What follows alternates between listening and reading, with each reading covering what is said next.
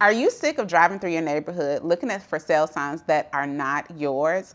Listen, I know that as a real estate agent, that is one of the biggest things that will frustrate you is actually seeing your neighbors buy and sell, but they did not choose you. And that's why today I'm going to share with you 5 practical ways to effectively farm your neighborhood. Now, I know that this is definitely a topic that, sometimes people think I cannot farm my neighborhood if I don't have a lot of marketing dollars to throw at print marketing to send out postcards and different things like that. And while I will tell you that marketing in that way, right, sending out those postcards and, just so, just listed, all of those things are definitely an effective way. Today, I'm going to share with you some more practical things, right, that you can put in place starting today to not only solidify you as the go-to real estate agent in your neighborhood, but also create yourself, become a resource for your neighbors and make it actually a better place to live. So before I go any deeper, my name is Rosemary Lewis. I am your real estate bestie. And if you are brand new here, welcome. Okay. On this channel, what we do is I help women build 6-figure businesses without sacrificing their faith or their family. And I am so happy you're here. And now let's talk about no sacrifice. One of the best things that I love about real estate, if I could just sell real estate in my neighborhood and that's it, that literally would become a dream come true. And guess what? I am starting to live that dream. I've lived in my neighborhood for 6 years, and I'm so excited to share that I'm the agent with more market share, and it's because of the tips that I am going to share with you today. Now, I don't want you to overthink it because I know, before I moved into where I live now, I will say that I wasn't as intentional about building relationship with neighbors. And yes, I'll be honest, part of my intentionality came from the fact that I am now in real estate, but honestly, it just makes it a much better place to live because I am more invested in my neighborhood, I'm more invested in the neighbors, and once they know that, when their life situations change and they need to buy or sell, they will come to you. So let's get into the tips, and you want to stick around for the last one because I'm telling you it's the most important one. So here is tip number 1. Most neighborhoods have a Facebook group, right? You have a neighborhood Facebook group. Now, if you are one of the ones where your neighborhood does not have a Facebook group, that's even better because you can actually be the one to start that. And if you want more information, I'm happy to do a podcast or a video about actually what you need to do to start a Facebook group. Go ahead and put it in comments and I will come back and do another video about it, right? Just tell me in comments. But if there is already an existing Facebook group, you do not want to be a fly on the wall or that person who just posts, once every 2 months, hey there, I'm a real estate agent, but actually be active in that Facebook group. Now, I'm going to caution you, don't get involved in the drama. Because we know that there is a lot of drama, there's a lot of frustrations, we have a lot of negative Nancys in the Facebook group, but we have a lot of people who are in there, just sharing things about the neighborhood. But most often in my neighborhood Facebook group, I see people in there looking for resources, right? They're looking to see, okay, what's the local restaurant all about? Has anyone had this teacher because my kid is going to have them next year?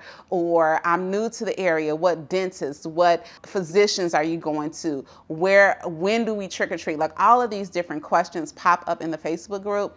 And the more active you are in there, there's going to be opportunity for you to demonstrate yourself as a resource. So that is a really, really good way to stand out and spread some positive light, some positive energy in the neighborhood. So I'm going to encourage you to do that. Here is the second tip.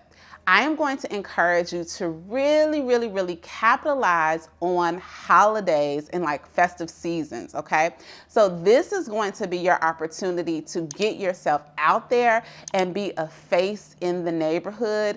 And when people are coming together for the Easter egg hunt or the, Halloween for trick-or-treating or Thanksgiving turkey trot, can you organize some event that is literally no or low cost to you, but again, it puts your name and your face out there to bring the community together. I will tell you that a couple of years ago, I had an idea and I realized that, for Halloween, right? I live in Texas. So Texas does Halloween like no place I've ever experienced before.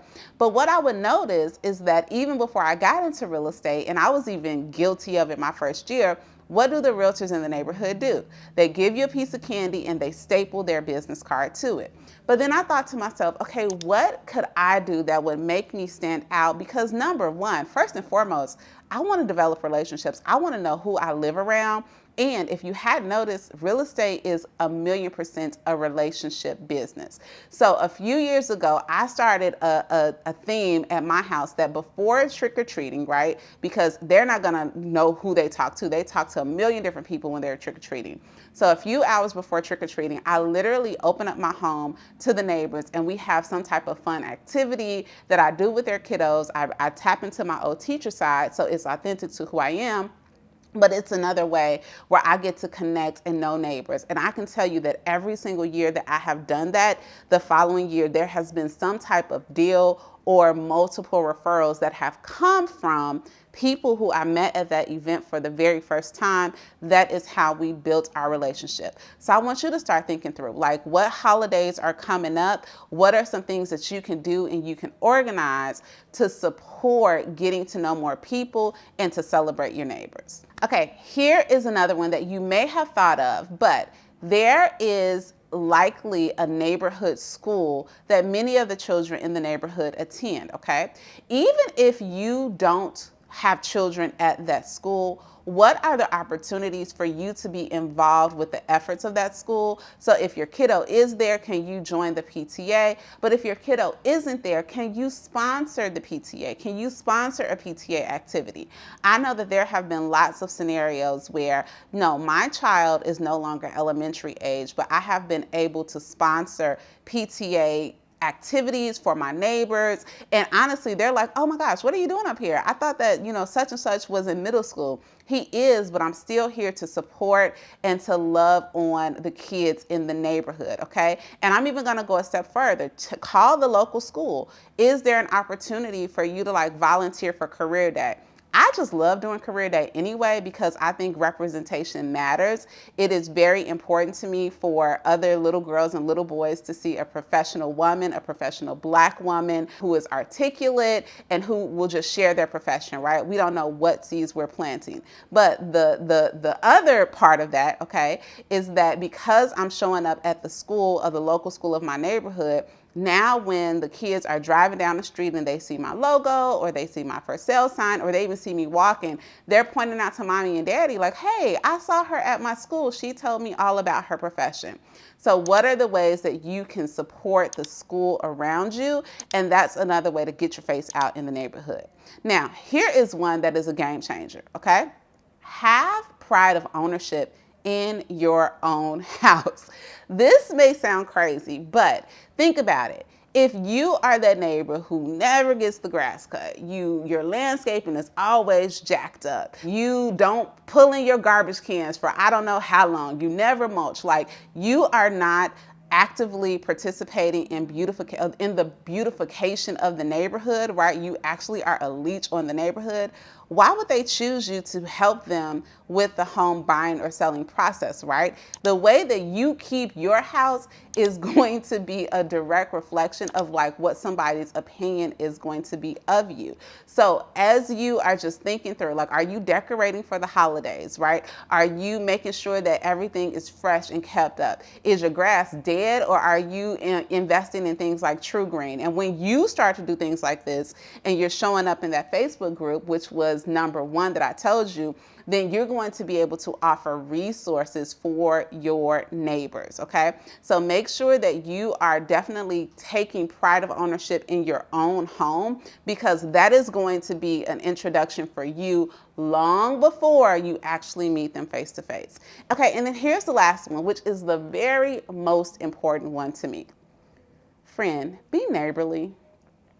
Be a good neighbor. If you're walking down the street, start to wave, start to say hello, be somebody who's joyful. Again, even in that Facebook group, I'm not even gonna say be a positive light, because we know that those neighborhood Facebook groups are full of so much negativity. There's always going to be people who are not happy with where they live. They're always gonna pick apart the HOA. They're gonna have folks who congregate and are not very friendly. Let let you be the opposite of that, okay? Because at the end of the day, the way you treat your neighbors, it is you extending your brand, right? And it's going to give you an opportunity to develop trust, to develop, I really take very seriously. I know the name of our podcast is Real Estate Bestie, but for everybody around me, I really work to become that best friend who has a lot of knowledge in real estate, because your best friend won't steer you wrong. But if you are walking around and if you are not showing yourself helpful and showing yourself friendly, I believe it says it in the Bible, right? If you want a friend, show yourself friendly. So when you show yourself friendly, again, there are more opportunities to build relationship with the people that you want to serve. And I am telling you, that goes such a long way. So make sure that you are in the habit of just being friendly. It will go a long way in your neighborhood and beyond. Now, if this video was helpful, do me a favor, go ahead and hit the like button, because that lets me know that you want more videos and more content like this. And if this was your first time being a part of Real Estate Bestie and watching the YouTube channel, listen, welcome, bestie. You now have a Real Estate Bestie. I want you to stay connected to us. So go ahead and hit rosemarylewis.com/list so that you can know about all things Real Estate Bestie. I hope this video was helpful, and I'll talk to you soon.